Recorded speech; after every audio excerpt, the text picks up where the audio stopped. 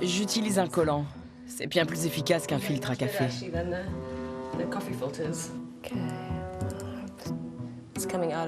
Et ce qui sort, c'est du polymère, une sorte de plastique. J'en fais des feuilles que je fais sécher.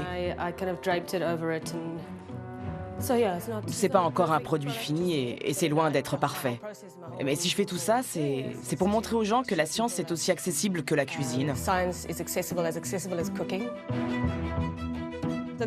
Internet est une mine d'informations. Non seulement il nous permet de communiquer entre nous, mais on y trouve aussi toutes les informations nécessaires pour fabriquer ce qu'on veut.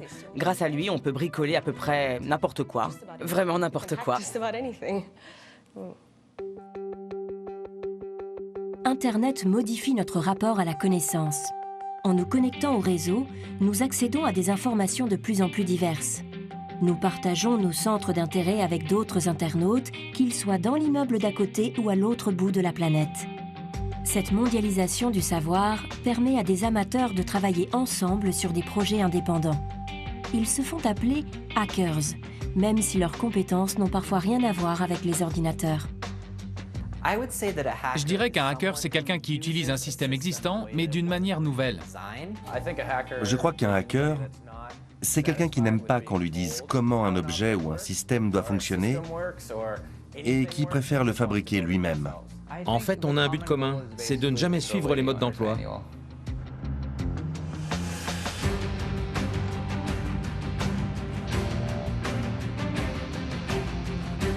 Après 40 ans de programmation purement informatique, les hackers partent à l'assaut du monde réel. Ils imaginent et matérialisent des objets grâce à l'impression 3D. Communiquent avec eux à l'aide de nouvelles puces électroniques. Et créent des formes de vie nouvelles avec la génétique synthétique. Ils sont amateurs, pourtant ils investissent des domaines jusque-là réservés aux scientifiques. Grâce à eux, les découvertes de demain se feront peut-être hors du cadre des institutions traditionnelles, dans des espaces ouverts à tous, nommés hackerspace ou laboratoires citoyens. Qui sont ces bricoleurs connectés nommés makers, biohackers, neurohackers? Quelle est leur philosophie commune? Et pourquoi révolutionnent-ils la recherche scientifique? Leur indépendance est-elle un risque ou une formidable opportunité de faire progresser l'humanité?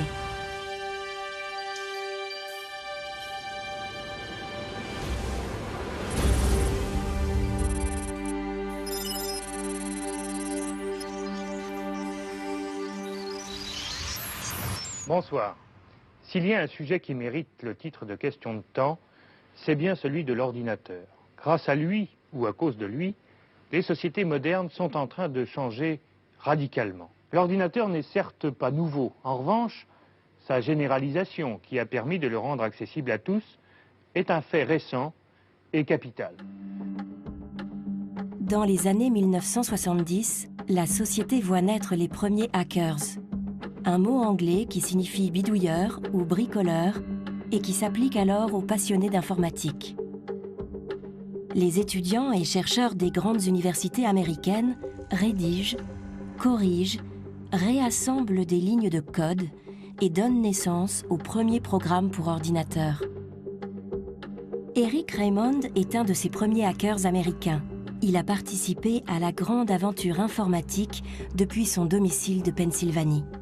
En collaboration avec des milliers d'autres, cet autodidacte a contribué à l'écriture des logiciels libres les plus célèbres, dont le navigateur Internet Netscape, qui deviendra Mozilla, ou encore le système d'exploitation Linux. La façon dont on procédait, c'est que l'un de nous rédigeait un programme et le mettait sur un site FTP. Un autre le téléchargeait et le modifiait, puis renvoyait sa correction à l'auteur d'origine. C'est une façon de prévenir qu'il avait créé une version différente, pour que l'auteur intègre toutes ces différences à la version suivante. On appelle ça un diff. Donc voilà, on était chacun chez soi, mais on se renvoyait des diffs à longueur de journée pour se corriger les uns les autres. Pour partager leurs résultats, les hackers inaugurent les premiers échanges d'informations, d'abord d'ordinateur à ordinateur, puis via des lignes téléphoniques. Ce sont les débuts d'un réseau prometteur nommé Internet. La méthode de travail par correction mutuelle est adoptée par de plus en plus de monde. Eric Raymond lui donne un nom, l'open source ou source apparente. Ça consiste à exposer le code source du logiciel à autant de paires d'yeux, autant de personnes différentes et autant de points de vue différents que possible, dans l'espoir de débusquer chacun des problèmes, un à un, même si ce n'est probablement pas la même personne qui les trouve. Ce travail d'identification des problèmes est souvent fait par des amateurs qui abordent le logiciel sous des angles auxquels l'auteur n'avait pas pensé. Ils ont peut-être une manière nouvelle de l'utiliser, ce qui leur permettra d'identifier des problèmes auxquels l'auteur n'aurait jamais été confronté. Eric Raymond est une star chez les hackers. Derrière le fonctionnement de quasiment tous nos téléphones et nos ordinateurs, il y a des lignes de code dont il est l'auteur, mais pour lesquelles il n'a jamais touché la moindre rémunération. Quand on est un hacker, on aime programmer et concevoir des choses nouvelles dans le domaine du langage informatique. C'est à la fois gratifiant et addictif. On n'en a jamais vraiment assez. Et c'est encore plus encourageant quand il y a un échange avec les autres membres de la communauté et qu'ils vous critiquent ou vous applaudissent en fonction de vos résultats. Avec le développement d'Internet, des centaines de milliers de hackers ont rejoint le mouvement. Ils contribuent à leur tour à l'écriture de nouveaux programmes. L'open source est devenu plus qu'un mode de travail, un synonyme de transparence et de liberté individuelle. Ceux qui accusent les gouvernements ou les entreprises de vouloir contrôler le réseau brandissent l'open source comme une bannière de ralliement, un moyen de lutter contre les espionnages et les prises d'intérêt illégales. Les grandes corporations font parfois des mauvais choix et refusent d'en sortir. Les réseaux open source sont beaucoup plus souples. Quand quelque chose ne fonctionne pas, ils s'adaptent beaucoup plus vite à la situation. On est dans un processus d'évolution, et l'évolution est désordonnée par définition. Elle ne peut pas être commandée. Il n'y a pas une personne sur un piédestal qui dit à tous les autres « marchez dans cette direction ».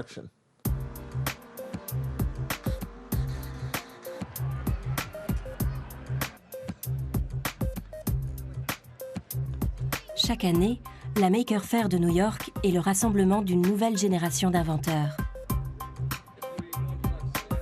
Des bricoleurs à l'imagination débordante qui ont pour point commun de travailler non plus seuls dans leur garage, mais connectés les uns aux autres. Ce sont les Makers. On a fabriqué un nuage, un cloud en anglais, contrôlable depuis le cloud. Grâce à une application qu'on a créée, on peut le faire changer de couleur.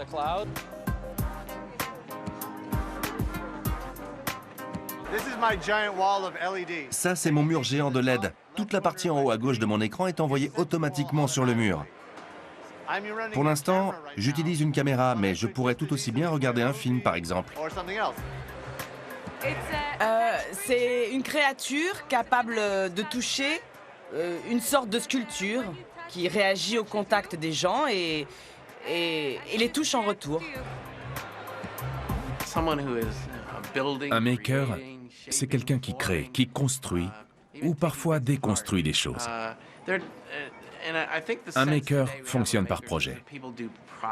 Non seulement il crée, mais il partage ensuite son projet, que ce soit ici à la Maker Faire ou sur Internet. Mais surtout, vous êtes un maker si vous vous voyez comme un producteur et non pas comme un consommateur. Et c'est le principe même de ce rassemblement. Chez les Makers, une technologie s'est imposée en à peine 10 ans comme particulièrement incontournable. L'impression en 3 dimensions permet de créer et répliquer de vrais objets à partir de simples fichiers numériques. L'impression 3D est apparue à la fin des années 80, je ne sais plus quand exactement, 86 je crois. Elle a été brevetée presque immédiatement, ce qui fait qu'on l'a trouvée que dans certaines universités. On lisait tout plein de choses dessus dans les magazines spécialisés, dans les technologies, mais on se demandait tous quand on pourrait enfin en voir une en vrai. Le seul moyen d'y avoir accès, c'était de travailler pour une grande institution capable de débourser $60 000 pour se la procurer. Et même dans ces cas-là, on ne pouvait pas faire n'importe quoi avec. Alors quand le brevet a expiré, 20 ans plus tard, certaines personnes qui y avaient déjà accès se sont dit « Et si tout le monde pouvait en fabriquer une ?» Cette machine est géniale. C'est une invention aussi révolutionnaire que la presse de Gutenberg. Leur idée, c'était de fabriquer un modèle capable de se répliquer lui-même, c'est-à-dire une imprimante composée elle-même de pièces imprimées en 3D. La première imprimante 3D grand public naît en février 2008 à l'Université de Bath au Royaume-Uni.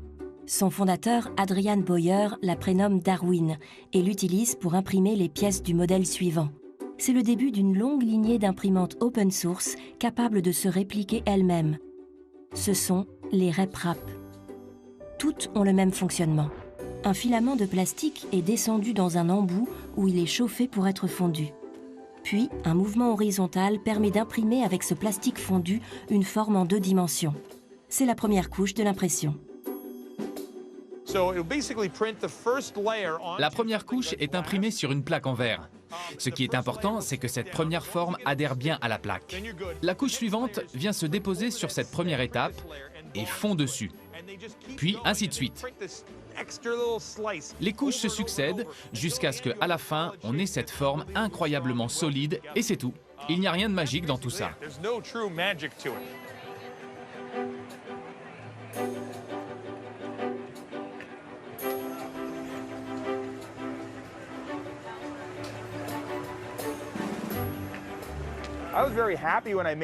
J'étais très content quand j'ai assemblé tout ça. C'était magnifique, mais coûteux. Alors que les versions suivantes, comme celle-ci, c'est exactement la même chose. Sauf qu'au lieu d'avoir 15 ou 20 écrous et boulons, on a un seul morceau de plastique. Ce morceau de plastique remplace l'ensemble de la pièce. Ce n'est qu'un exemple des améliorations constantes qui sont apportées à la RepRap. Les pièces sont améliorées par des personnes qui mettent ensuite les nouvelles versions en ligne à la disposition de tous. C'est pour ça que c'est de mieux en mieux avec le temps. Un coup d'œil à la Maker Faire laisse entrevoir les infinies possibilités de l'impression 3D. Plus de précision, plus de robustesse, et la liste des objets imprimables ne cesse de s'allonger. La production additive, l'autre nom de l'impression 3D, pourrait prochainement révolutionner des pans entiers de la société. En remplaçant le plastique par des produits comestibles, nous mangerons demain des pizzas imprimées, mais aussi des biscuits en farine d'insectes ou de la viande synthétique.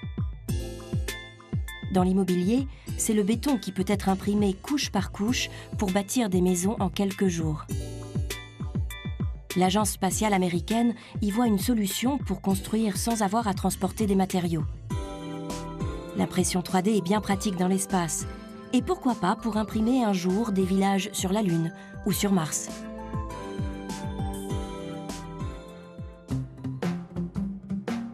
C'est aussi une opportunité pour les pays défavorisés ou dévastés par les catastrophes. De plus en plus d'ONG emportent dans leur bagage des imprimantes 3D. Quand plus rien ne fonctionne, ils les couplent à des panneaux solaires et peuvent produire n'importe quelle pièce mécanique, ou encore du matériel médical adapté à la situation. En Haïti, un des pays les plus pauvres de la planète, l'association Enable imprime des prothèses médicales. Nous pensons que c'est une chance formidable pour les pays en développement parce que c'est une technologie que n'importe qui peut maîtriser facilement. Notre objectif, c'est de leur apporter les imprimantes 3D, mais surtout de leur montrer comment ça marche, pour qu'ils puissent s'en servir tout seuls à terme. Nous ne sommes que des intermédiaires. Nous sommes là pour leur donner les moyens de produire eux-mêmes leurs prothèses. Enable est déjà présente dans plus de 30 pays. Ces prothèses imprimées en 3D sont 100 fois moins chères que les alternatives médicales. Voilà comment ça fonctionne. La prothèse est creuse au milieu. Les premiers patients avec lesquels on a travaillé n'ont plus de doigts. Ils n'ont plus que la paume de la main. Il leur suffit de loger leurs mains dedans et d'attacher la prothèse avec le velcro sur l'intérieur pour qu'elle tienne bien. Quand on plie le poignet, les doigts se plient aussi. Grâce à ce modèle téléchargeable et adaptable à leur taille, plusieurs milliers d'enfants n'ont plus besoin d'attendre la fin de leur croissance.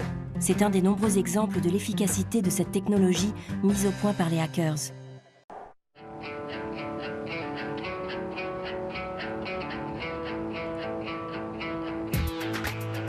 Si des inventions comme l'impression 3D ont pu voir le jour, c'est grâce à l'existence des hackerspaces. Des espaces partagés où les hackers se retrouvent pour bricoler et avancer sur des projets communs. L'un des plus réputés des États-Unis est à New York. C'est NYC Resistor. Parmi ses fondateurs, il y a Bray Pettis, le Steve Jobs de l'impression 3D. Le lieu est tellement populaire qu'il faut être coopté pour devenir membre et avoir les clés. Ses portes ne s'ouvrent au public que quelques heures par semaine. Les hackers et makers de tous bords viennent y partager les outils et les savoir-faire. Leur discipline de prédilection, l'électronique, avait été rendue inaccessible aux amateurs depuis la miniaturisation progressive des circuits par les firmes informatiques. Une nouvelle vague de composants faciles à utiliser permet désormais à n'importe qui de créer son propre circuit. À Resistor, ils sont tellement populaires qu'ils sont accessibles en distributeur automatique, au même titre que les paquets de chips.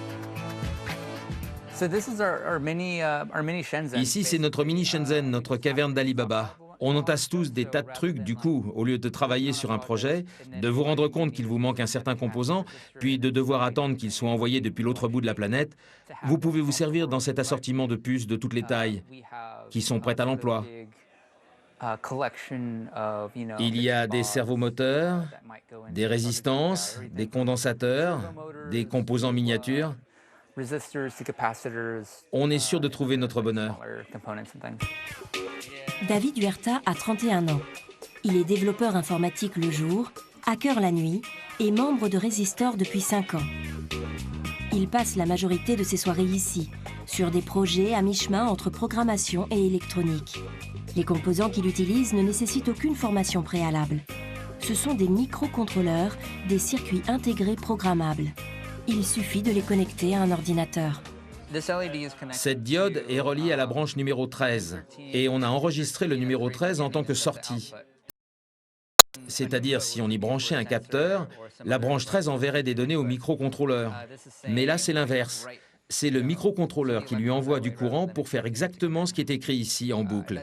Allumer la lampe 1 seconde, éteindre 1 seconde et ainsi de suite. En changeant quelques lignes de code, David peut modifier la vitesse de clignotement. Je vais la changer à 2 secondes.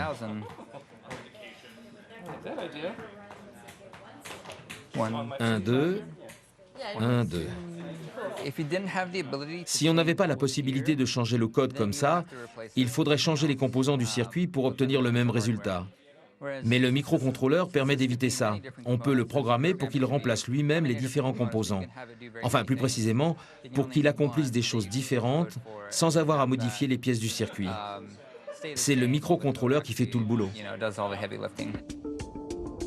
Les microcontrôleurs sont des mini-ordinateurs équipés d'un nombre variable de points d'entrée et de sortie.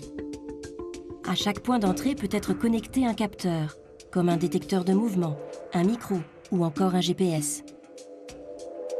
Leurs données sont transmises au processeur du microcontrôleur qui les transforme en données numériques.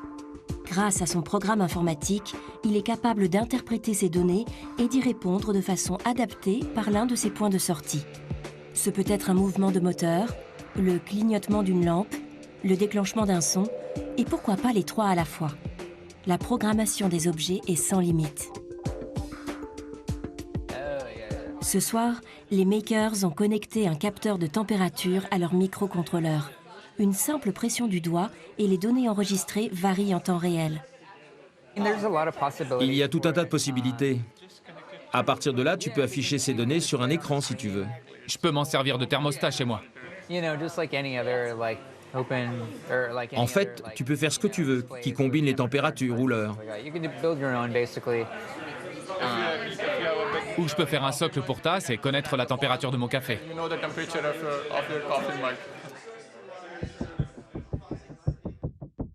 En branchant différents capteurs à leur microcontrôleur, les hackers peuvent mesurer tout type de données, et pourquoi pas celles du corps humain.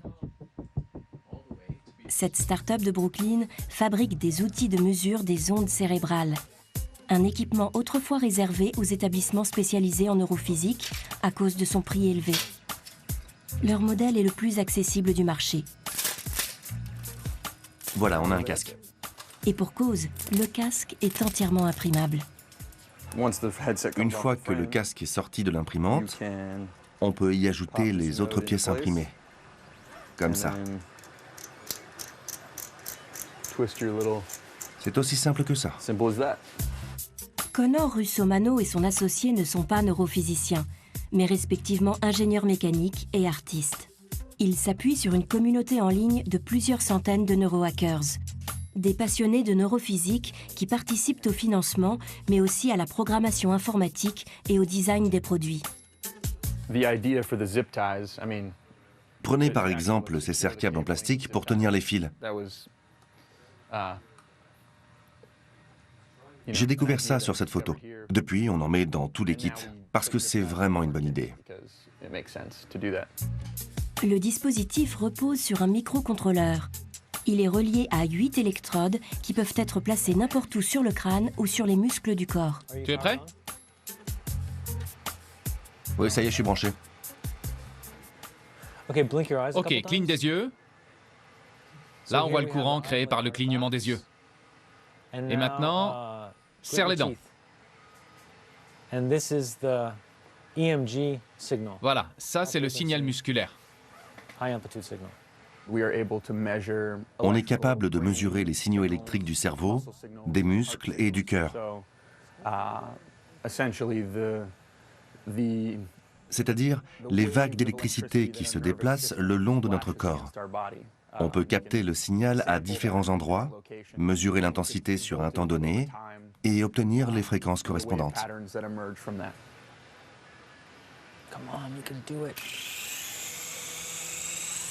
There it is.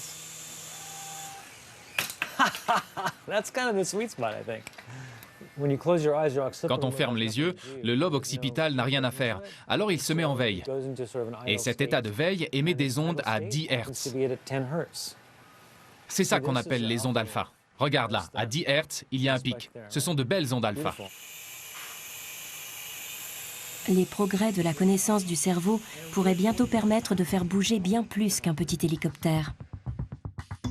Des handicapés moteurs et des victimes d'attaques cérébrales travaillent déjà avec ces différents modèles de casques pour retrouver un jour leur mobilité perdue. La zone la plus prometteuse pour la recherche est le cortex moteur. Une partie du cerveau située entre nos deux oreilles est responsable des mouvements de notre corps. À chaque zone correspondent les terminaisons nerveuses menant à un organe. Quand nous souhaitons bouger le bras, la zone dédiée au bras envoie un signal électrique qui se transmet aux muscles concernés. De même, pour bouger les doigts, ce sont les zones de la main qui envoient à leur tour un signal. La recherche en neurophysique affine de plus en plus nos connaissances du cortex moteur. À l'avenir, nous serons peut-être capables d'interagir avec des machines. Voilà un exemple de ce qu'on pourrait envisager avec le cortex moteur. On pourrait imaginer un système où la main droite, la main gauche et les pieds seraient reliés à 3 différentes sorties d'un dispositif de contrôle physique ou virtuel. On peut espérer que dans un futur pas trop lointain, nous aurons acquis une meilleure compréhension du fonctionnement de notre cerveau. Mais pour l'instant, on n'en est encore qu'au début. Seuls quelques neurophysiciens parviennent déjà à se déplacer par la pensée dans des jeux vidéo grâce à des capteurs ultra précis. Je vais contrôler ce petit robot avec mes ondes cérébrales. Oula, il est prêt apparemment. Sur les sites de partage de vidéos, les neurohackers postent leurs propres innovations, comme le contrôle par fréquence visuelle, la classification des signaux musculaires et même le piratage du bras de son voisin. Maintenant, plaçons les électrodes sur le bras de Gabriella. Des initiatives ludiques qui témoignent de l'incroyable créativité des hackers. Grâce à la mise en commun de leurs connaissances et de leurs compétences en programmation, ils seront peut-être les premiers à proposer une véritable interface entre humains et machines.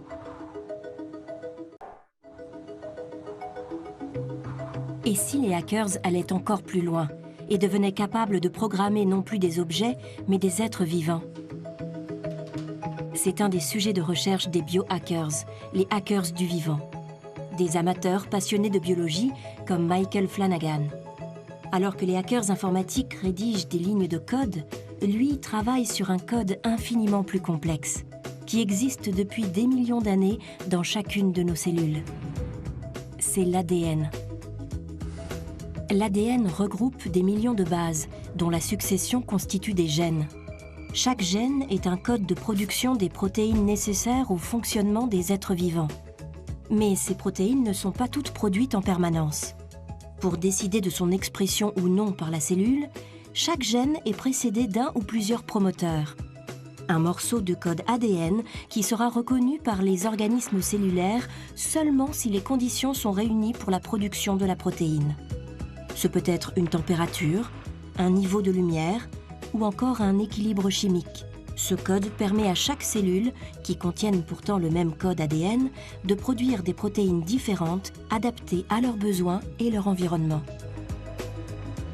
Grâce aux progrès récents de la génétique synthétique, il est désormais très facile d'isoler et de reproduire des séquences d'ADN. Il suffit ensuite de les recombiner pour créer de nouveaux gènes.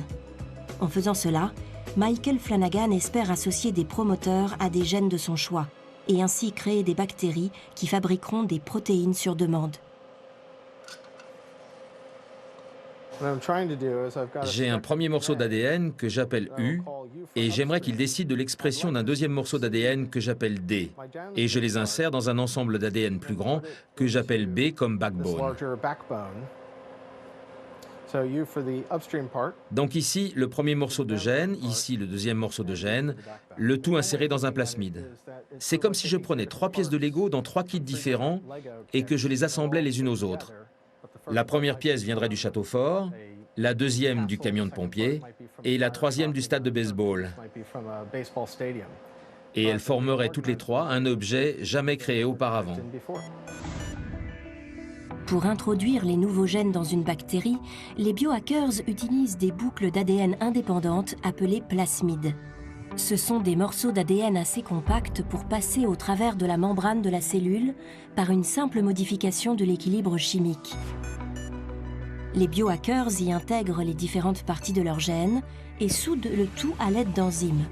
Puis ils refont passer le plasmide modifié à l'intérieur de la cellule. Ce nouveau gène sera traité au même titre que les autres plasmides et un jour transformé en protéines.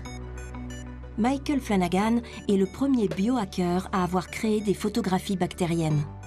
Il a modifié des bactéries E. coli, comme nous en avons des millions dans notre système digestif, pour les rendre réactives à la lumière. Celles qui sont exposées à une lumière verte produisent un pigment noir. Au bout de quelques heures, elles dessineront l'équivalent d'une photo sur la boîte de pétri. Nous avons récupéré un gène de photosensibilité présent dans les cyanobactéries. Ce sont les bactéries qui flottent à la surface des étangs et attendent que le soleil se lève.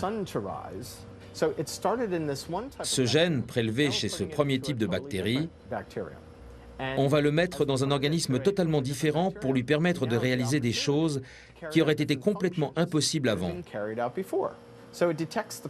Il va être capable de détecter une lumière d'une couleur précise et de réagir en disant « Ok, je reçois ce type de lumière, je dois exprimer un gène qui va me permettre de produire une certaine protéine. » Dans notre cas, cette protéine est un peu spéciale, car elle va digérer l'aliment qui se trouve dans la boîte de pétri, et cela va produire un pigment noir. C'est ce pigment qu'on voit dans la photo finale. La photo bactérienne n'est qu'une première étape. En modifiant génétiquement des cellules de levure, les biohackers parviennent déjà à produire des arômes comme la vanille ou des molécules psychoactives comme le THC du cannabis. Au lieu de devoir récolter des hectares de plantes, nous pourrons bientôt produire ces précieuses molécules sur demande par une programmation génétique de quelques cellules. Le laboratoire où opère Michael Flanagan est situé en plein centre de Brooklyn.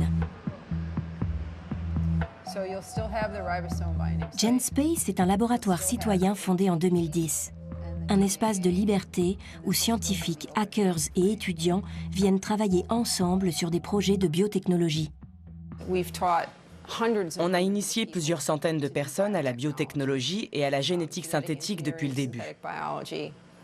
C'est un peu comme un club de gym, même si j'aime pas trop cette comparaison. Pour 100 $ par mois, vous avez les clés du local et vous pouvez vous servir dans les boîtes de pétri, les pipettes, les gants, etc. L'idée, c'est qu'on veut abolir toute barrière à l'entrée et être accessible à tous. Est-ce que ça vous intéresse de faire ça chez vous? Très bien, ça va être intéressant. On va remplacer ce produit par du sel de table iodé.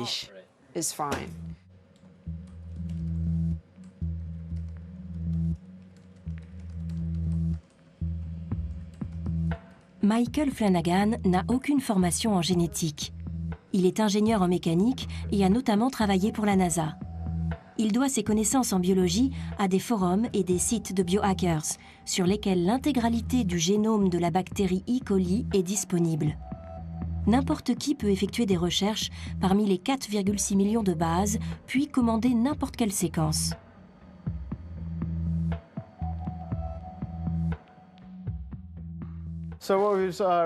J'ai reçu par la poste les amorces d'ADN pour les gènes sur lesquels je compte travailler. Les brins d'ADN sont imprimés à la demande par une entreprise spécialisée. Il faut compter environ 1 $ par lettre et seulement quelques heures de délai. C'est de la poudre déshydratée qui contient un seul brin d'ADN. C'est juste une molécule avec une structure bien particulière. Mais pris comme ça, c'est totalement inoffensif. C'est un peu comme un morceau de code informatique tapé sur une feuille de papier. Comme ça, pris tout seul, ça ne sert absolument à rien. Peut-on laisser des amateurs jouer impunément avec les clés du vivant? Depuis 2006, les impressions de séquences ADN sont filtrées par les autorités pour éviter la résurgence de virus dangereux. Mais l'accès par des hackers à des technologies jusque-là réservées aux scientifiques professionnels continue d'effrayer l'opinion publique. Attaques de zombies, épidémies agencées par l'homme et même promesses de vie éternelle. Des scénarios autrefois réservés aux romans de science-fiction paraissent aujourd'hui presque plausibles. En novembre 2015, une biohacker américaine agite les forums spécialisés. Elle affirme s'être fait injecter un virus génétiquement modifié à l'étranger. Elle contredit tous les avis d'experts pour qui une telle opération est impossible. Le pire des terroristes, c'est la nature. Elle tente des choses différentes en permanence. Et pourtant, parmi les millions de microbes sur Terre, il n'y en a qu'une petite poignée qui ont réussi à devenir vraiment très dangereux comme Ebola. Alors, s'imaginer que quelqu'un venu de nulle part pourrait créer un nouvel organisme et en faire une arme dangereuse, c'est tout de même très irréaliste. Il faudrait déjà savoir où et comment le transmettre. Les chances sont quand même très infimes quand on sait le peu de succès que la nature elle-même a eu. Il faut bien plus de connaissances et de moyens qu'un simple cours à GenSpace. Et puis, vous risqueriez d'être vous-même affecté par ce que vous essayez de créer. À moins, bien sûr, d'avoir accès à l'équipement adéquat, ce que même nous n'avons pas. Car nous ne répondons qu'aux normes de sécurité BL1. Pour être BL2, il nous faudrait un compartiment de manipulation avec une aération spécifique qui empêche toute contamination. Sur Internet, on appelle Black Hats les hackers malveillants, souvent solitaires. Dans le monde réel, le mouvement des makers voit apparaître à son tour ses propres Black Hats.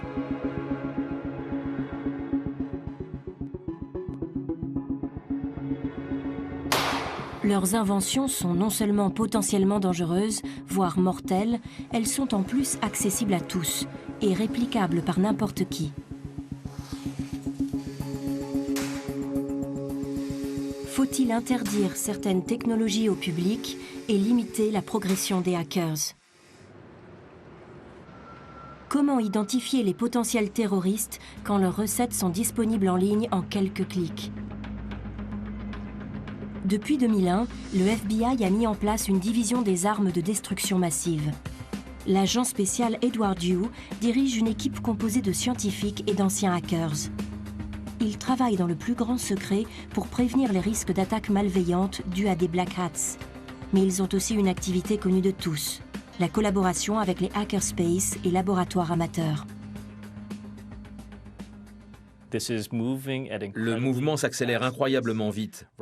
C'est pourquoi nous devons approcher ces communautés aujourd'hui sans attendre qu'il soit trop tard. C'est pile le bon moment. On peut encore les influencer, les éduquer et leur donner des moyens supplémentaires.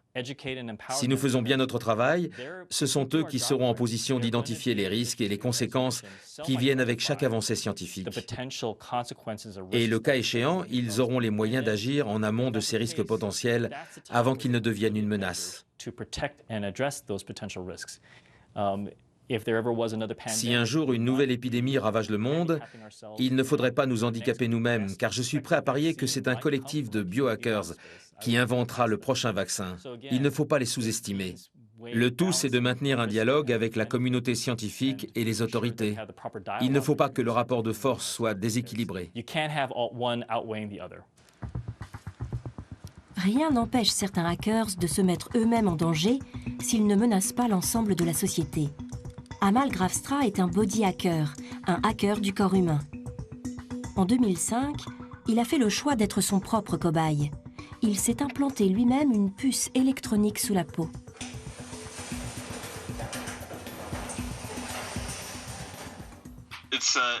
Si j'appuie sur ma main comme ça, on la voit. Mais sinon, c'est assez discret. Je voulais quelque chose d'assez simple, facile à faire. Je voulais une puce telle que celle qui existe déjà pour les animaux depuis des dizaines d'années et qui me servirait à ouvrir des portes ou autre chose. Ça ne me paraissait pas très difficile à faire. La technologie RFID, ou radio-identification, était jusque-là réservée au comptage du bétail ou des containers. C'est un simple code-barre électronique reconnu par des capteurs configurés à l'avance. De plus en plus de hackers s'implantent ce genre de puce pour éviter le piratage de leur ordinateur. Ils sont ainsi les seuls à pouvoir se connecter. De nos jours, les gens ont des pacemakers, des stimulateurs connectés au cerveau, des pompes à insuline dans le dos. Tous ces trucs de cyborg sont désormais possibles. Moi, je prends quelque chose qui existe et je le mets dans ma main. Ce qui se passe aujourd'hui, c'est une évolution sociale. Au fond, je crois que nous sommes en train de vivre un basculement profond dans notre façon de considérer la technologie. Cette réaction sociale de peur et d'appréhension envers le body hacking est peu à peu en train de disparaître.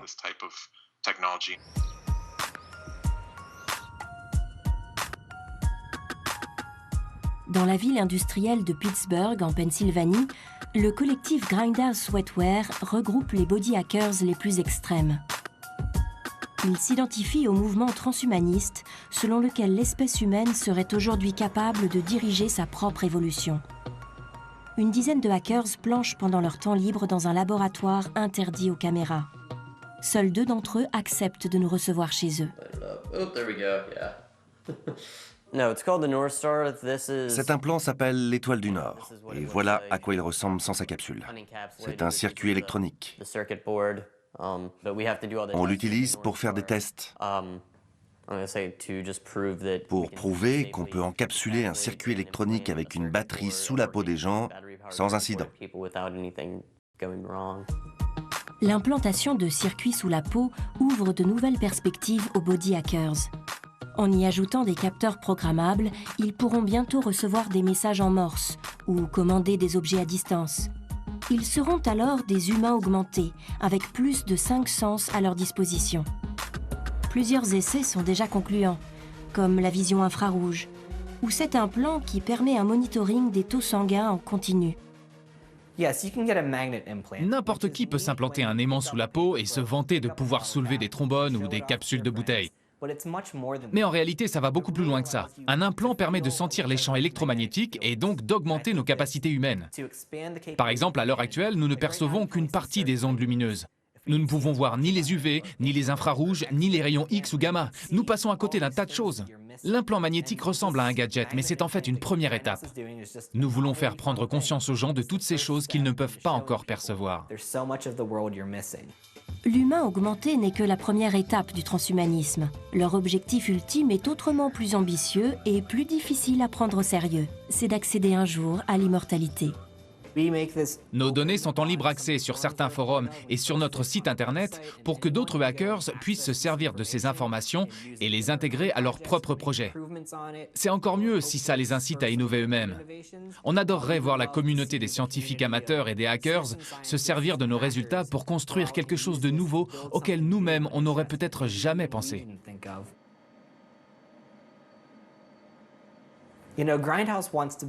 Notre collectif travaille sur un organe artificiel qui permettrait à nos cœurs ou à nos reins de ne jamais défaillir, ou à nos cerveaux de transmettre leurs données à des ordinateurs pour finalement devenir immortels un jour. Ce sont des objectifs extrêmement ambitieux dont la portée serait gigantesque. Mais je me fiche que ce soit nous qui en soyons à l'origine ou pas. J'espère que quelqu'un y arrivera. C'est pour ça qu'on est open source. On travaille sur un cœur, d'autres mecs travaillent sur des cœurs. Alors partageons nos données pour créer un cœur qui aidera l'humanité tout entière. Je me fiche que quelqu'un d'autre se fasse des millions de dollars avec. Tout ce que je veux, c'est un cœur qui fonctionne éternellement.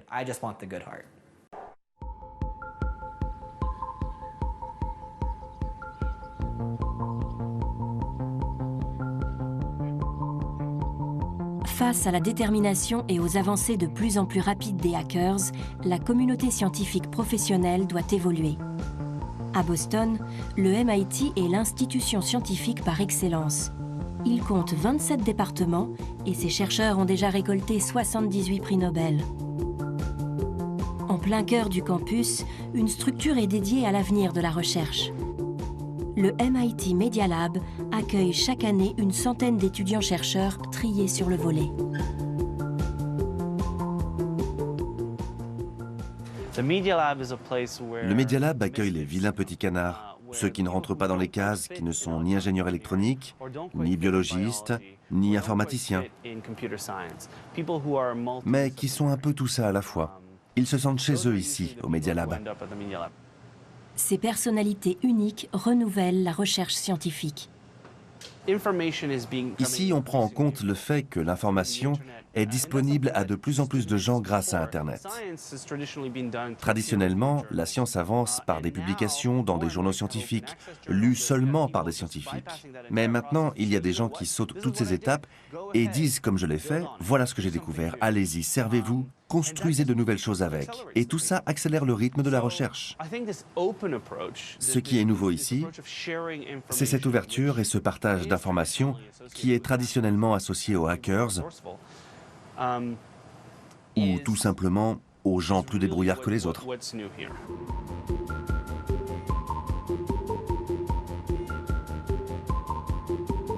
Regarde-moi ça, c'est notre record. Il est tellement énorme. Le Food Computer est une des innovations récentes du Media Lab. Ce qui ressemble à une simple serre pourrait bientôt révolutionner l'agriculture. Elle permet d'optimiser la pousse des plantes et donc de tirer toutes les capacités de chaque graine sans aucun ajout d'engrais. Chaque végétal est connecté à Internet par le biais de microcontrôleurs équipés de capteurs. Chaque plante crée une entrée informatique qui récapitule son niveau de CO2, son niveau de lumière, etc. et qui encapsule le tout dans ce qu'on appelle une recette digitale. Il y a des tas de données derrière ce piment.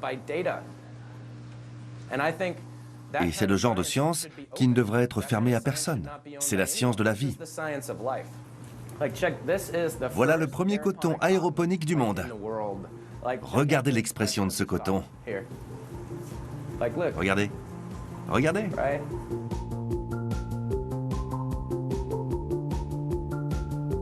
Le Food Computer n'est pas réservé au monde scientifique. Il est intégralement conçu pour être construit par des amateurs. N'importe quel internaute peut assembler le même pour quelques centaines d'euros.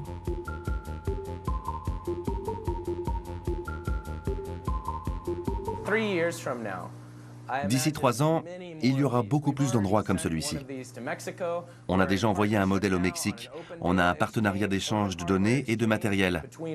Et ce n'est que la partie émergée de l'iceberg. L'idée, c'est qu'ils s'en construisent un peu partout dans le monde et que ces différents food computers partagent leurs récoltes, mais aussi leurs recettes, pour que finalement, plutôt que de transporter physiquement des produits, on envoie des données informatiques. Le projet de Caleb Harper démontre qu'un nouveau type de recherche scientifique est possible. Une recherche au croisement de plusieurs disciplines, qui s'appuie sur les résultats de milliers d'amateurs volontaires et non plus uniquement sur ceux des scientifiques. Quand je vois le fonctionnement de l'agriculture en milieu contrôlé, c'est le domaine dans lequel je travaille, je me rends compte que les gens ne partagent pas l'information.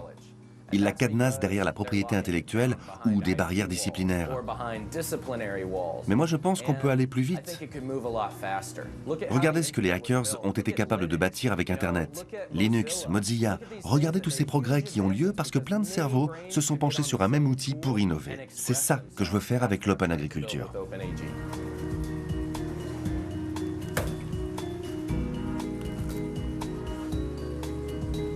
C'est bon. Des projets comme le Food Computer, le MIT Media Lab en voit naître plusieurs dizaines par an. La plupart d'entre eux sont open source et viennent s'ajouter aux milliers d'autres idées des hackers sur Internet.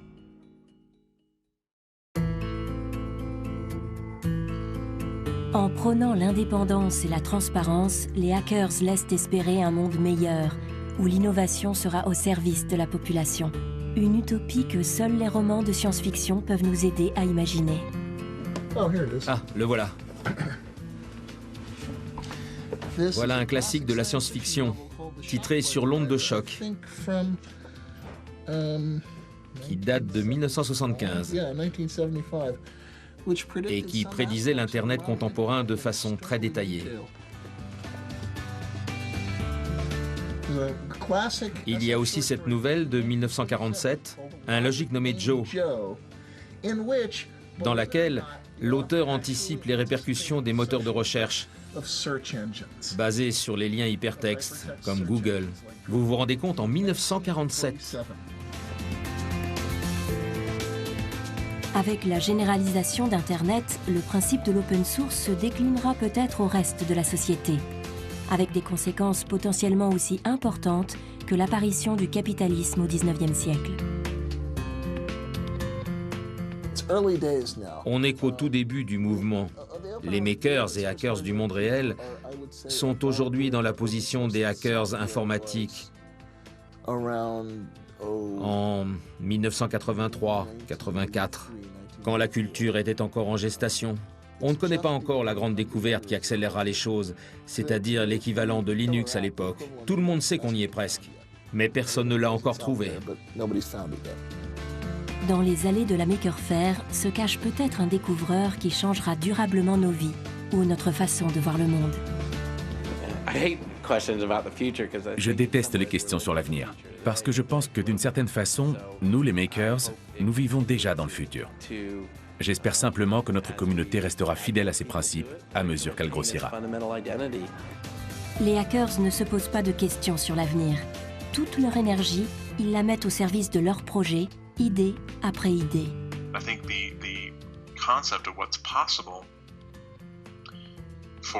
Il y a une énorme différence entre la perception du public et celle des hackers. Quand il y a une idée, tu peux être sûr que les premiers à l'explorer seront les hackers. Si dans quelques années, quelqu'un a une idée et dit « on pourrait faire une interface entre cerveau et ordinateur qui serait nouvelle pour telle et telle raison », les premiers à tenter le coup seront les biohackers. Le public mettra sans doute 50 ans avant d'en entendre parler et plus encore avant de l'accepter. C'est ce qui me plaît avec les hackers. Prenez l'électricité par exemple. Il était une fois Benjamin Franklin qui faisait voler un cerf-volant avec une clé au bout d'un fil. Ces découvertes allaient révolutionner notre monde, mais imaginez que quelqu'un soit venu le voir et lui ait dit « Tu trouves pas ça dangereux ce que tu fais ? L'électricité, les éclairs, c'est flippant. Tu joues avec le feu, tu te prends pour un apprenti sorcier. » Je crois que Benjamin Franklin aurait répondu « Attends, j'essaie de faire voler un cerf-volant. Et ça, c'est une simple clé. Les risques dont tu parles existeront peut-être un jour, mais là, on est en 1752. Et c'est déjà pas gagné pour mon expérience. Toute technologie doit être envisagée avec ses opportunités et ses risques. Je crois, au bout du compte, que nous voulons être du bon côté de l'histoire. La révolution initiée par les hackers ne fait que commencer.